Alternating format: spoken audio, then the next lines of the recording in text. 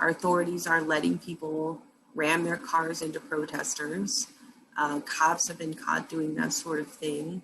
We've got the U.S. Border Patrol sweeping up American citizens protesting peacefully up off the streets. And we know that some of this training comes from Israel and Israel security forces directly. And one of the things I'm interested in is the framing of the migration discussion, in that I noticed several things stick out to me watching this presentation. One is that the militarization of the border really went up coinciding with Bill Clinton. Yeah. And I was in New Hampshire during the primary when Clinton got the nod. And what was striking about being there at that time is you saw all the other Democratic nominee or contestants, and there was like Tsongas and the folks from the old labor movement, and there was my guy from Nebraska, who all of these folks had a real sense of what you might go back to the old CIO, community organizing, labor that led to the New Deal. Mm-hmm. And Clinton came in as the poster child for corporate money and neoliberalism, promising that neoliberalism would rise all ships. And simultaneously, you see the liberalization of the movement of capital around the world. There's no restriction on the movement of capital, but there's increased restriction on the movement of people.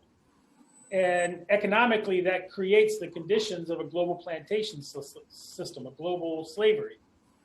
And right now, I find immigration is in a political dialectic. There's a binary discussion between whether we should kill people or whether we should let them in. But the framing of the conversation is constrained not to actually discuss what is the systemic issues pushing migration. So like in Guatemala, you have the mining companies that are utilizing vast amounts of water, leaving areas arid. The name of our organization is Highland Support Project because we're specifically dealing with highland indigenous communities in these systems of settler colonialism that has happened across the Americas. Indigenous people have been pushed into highland regions. And in Guatemala, you're seeing a dynamic where African palm plantations are both absorbing all of the water in the land. Mining companies are coming in and leaving the region uninhabitable. And you have these borders that, we're destroying the capacity of a population to sustain itself. And we're using militarization and violence to lock them into the places that are being destroyed.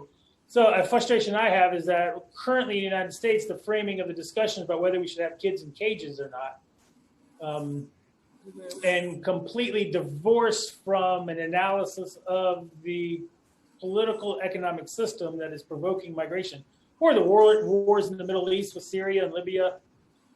They speak of these migrants coming to Europe like it's a European migrant problem. But the framing restricts any analysis of what's producing it. Yeah, I agree. We look at migrants, and it's as if they don't come from anywhere. We're surprised when they show up, and we have got no memory of the earthquake that just happened, the civil war that's raging, the famine that's occurring in whatever places, and in large part because I think people in the U.S. don't care that much about folks outside of our borders. We don't pay that much attention to international news, so we're perpetually the innocent who is surprised when our neighbors come knocking on our door. And we shouldn't be, Neighbors should lend each other a cup of sugar when they need them. And we should lend a helping hand. And particularly in North and South and Central America, for eons, that migration, that historic traditional migration route has been north to south and south to north. And, and you see there's an acceptance of Eastern to Western migration. I can move from Virginia to Arizona, I can move from New York to California. I can move from Georgia to Arkansas to to Missouri, to Texas. I can move all across the US in that manifest destiny, right? But I can't dare cross that US-Mexican border. I can't cross that Mexican-Guatemalan border. You know, that regimented, delinking of people in what's a natural thoroughfare is very ahistoric. And then you see, in Europe, you see people are very fine, can be very fine with that Eastern-Western migration as people flow back and forth from Europe to Asia. But when it's coming up out of Africa, when it's coming up out of the Middle East, people are much more leery all of a sudden. And that's where you get into the racism of it. That's where you just get into the point blank, or it's darker people, and that's what the problem is, whether people are going to say it or not. And the question of nation states, and as you're talking about the imposition of settler states, of course, the phenomena of nation state is a European creation and was transplanted around the world as a legal system for Europeans to claim control over the world's resources. Mm-hmm. And one of the frustrating things with the current migration discussion is how this wave of folks coming from Central America, they're frequently called Hispanic or Latino. And these are indigenous people who speak indigenous languages. The whole notion of Hispanic or Latino is European. And a central aspect of settler colonialism is the erasure to eliminate the identity of the displaced, to make them vanish. And we see this othering process of diminishing the historical legal rights of indigenous people. And, an interesting question, taking it back to economics, is, I don't really believe in this whole notion of food sovereignty, because historically, no community has ever really actually fed themselves. Going back to the Southwest, the Apaches were trading with the Hopi. When the Europeans arrived in Mexico City, they marveled at the tremendous size of the markets they witnessed. They'd never seen markets as large as what they saw in current day Mexico City. And one of the significant impacts of settler colonialism is to isolate communities. So they what settler colonialism does is creates basically a prison system in which the only way to buy and sell between nation states is through a vertically integrated hierarchy. Mm-hmm. So people aren't free to look for the best opportunities, and communities aren't free to trade their resources back and forth. They're locked into a dependency of a political system that limits economic opportunities rather than fosters it. And it's one of the frustrating things I hear is, if you will, conservative, market-oriented capitalists who accept certain notions of laissez-faire economics or libertarian principles, but then want borders and limited labor movements. Sorry, you just threw me off when you switched the screen. Oh, no, I'm sorry. I didn't mean to interrupt. You get past 50 and technology is interesting, I guess. No, you're just getting into the good part of the discussion. I was seeing that Rebecca Davies on Facebook said there's a Mexican painter called Orozco Jose Clemente who spoke and painted about the division of North and South America as being one of the biggest legacies and consequences of colonialism. I think a lot of our artists speak to that here. And I actually wish I should have come prepared with some local artists. There's a great artist in Phoenix who goes by just the first name Breeze. You can find him on Instagram on Breeze PHX, who does terrific Tohono O'odham art that really speaks to border issues and militarization. Sorry to interrupt you, though. Loopy actually took my phone away from me 45 minutes ago, so I can't check the Facebook feed. Are there any other comments or questions that are interesting? We had just a great comment from Vanessa Bullen earlier saying, power to my Tohono O'odham relations. So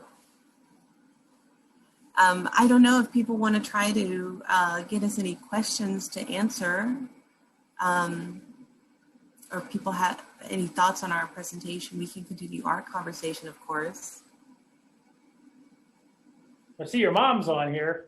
Yes, my mom is on here. Yay. Hi, Mom. She's a great lady. No, I think this can be a very depressing subject for a lot of folks. It's very overwhelming. I think that, to the amount that things are really enmeshed in one another and the amount of coordination there's been, can feel like, we've got the physical wall, but it's an abstract wall as well in just terms of being able to have success. And I have to say, it's hard in preparing for today's presentation. There's not much good news. The wall continues to be built in both places. COVID also isolates us more and affects our ability to act on these things. We've got these agreements between different Arab nations and Israel now with some recognition, but we're facing annexation on the way, which, a lot of people think that a one-state solution is the only solution at this point, that division is not the way to go. But there is not much good news on these fronts. Yeah, I've been reading discussions from African-American writers and the sort of nihilism that can develop from the reality. And I think it was Jean-Paul Sartre who said that if you follow philosophy to its logical conclusion in the West, which is nihilism, you're left with but one choice: an irrational belief in something or suicide. And I believe all organizers and activists a key thing is to develop an irrational belief in things like change is possible, people can be compassionate, that the effort to raise awareness and construct alternatives is possible. Gotta find those things you love and those people you love and just fight for them no matter what, Well, I don't want to take up too much of your time because I realize you are on the front lines of defending what little aspects of democracy, the electoral part of our democratic process. Well, really, I just have to get to all my laundry right now, so. You got to smell good. Got to smell good. You got to look good to fight good. Yeah, exactly. Well, thank you for having me, Ben. This is a great discussion. Thank you. Love and blessings. Jah lives. Jah lives.